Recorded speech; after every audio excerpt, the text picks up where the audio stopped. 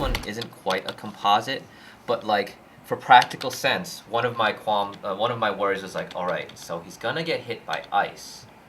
I don't know much about shaders or transparencies or any of the real 3D stuff that if someone really wanted to focus on ice, they'd add refraction and stuff. But me, I took some of the rocks in the background, added a bumpy blue transparent texture to it, which is as most as I knew how to do, and just had them extend.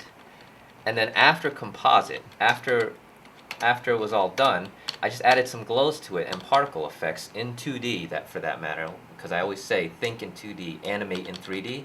Smoke, particles, all composite, and you got a nice effect. With the sound effect paired to it, you don't have to worry about shaders or all those things that real 3Ds artists worry about, because the scene will be gone and people will have gotten the impression. That's important enough. The parenting of objects is weird. Okay, so you have a rocket on the ground and he needs to pick it up. If said object is already parented to his hand and he's running around, even though it's that far away, it'll follow his hand movement. So what I have is two of the same objects, one already in his hand and one on the ground to where he supposedly picks it up. This object, is there in the frame, disappears to, composer will let me take something down to 0.00001% in size. So it's there at about almost like completely microscopic sense. And it looks like he picked it up, but what really happened in this scene outside of the background was,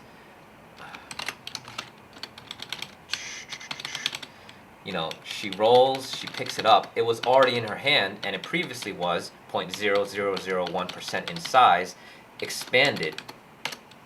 So it's already in her hand right there, and then it appears. Same position, one disappears, one replaces, and it looks like she picked it up. That interaction of objects pushes realism so that you think, it was there. I only doubled the polycount of a very small, polycounted rocket launcher, and then there it was.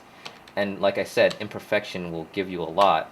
It passes through the helmet right there, for 2 frames nonetheless.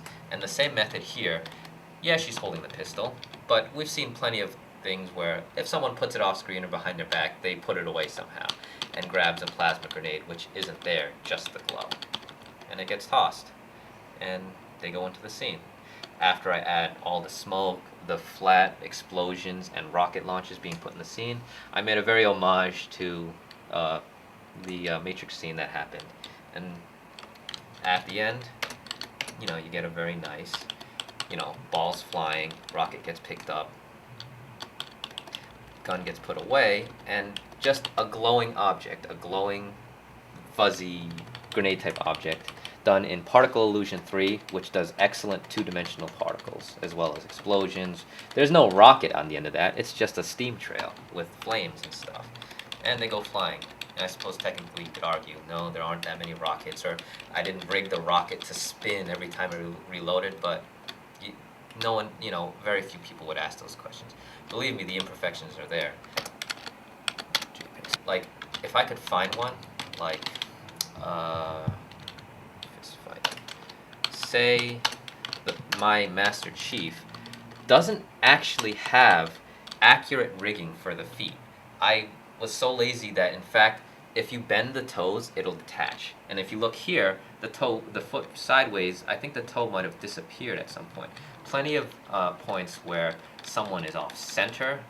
In this scene right here, this is the scene where he punches the jackal, grabs the shield in midair. If you look closely at his foot, it's outwards, insides, and like all sorts of bent that you don't like. But this particular frame, if I can get to it fast enough,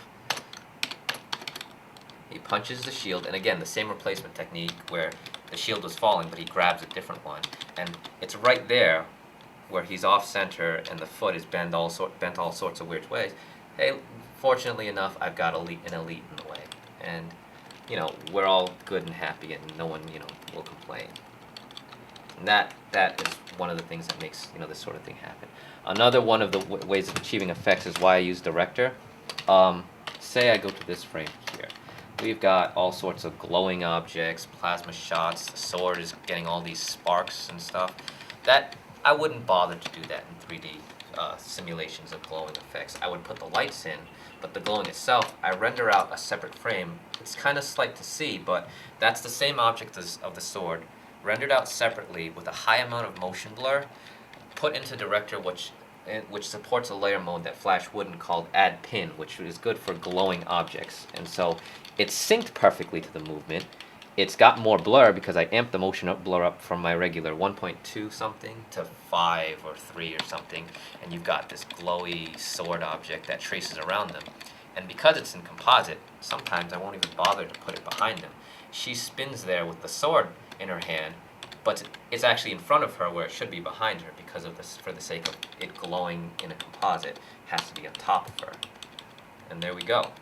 Plasma shots flying around, sword glowing, and again, more great particles. That's the same animation twice, just reused at a different frame, so it doesn't look like it's the same piece.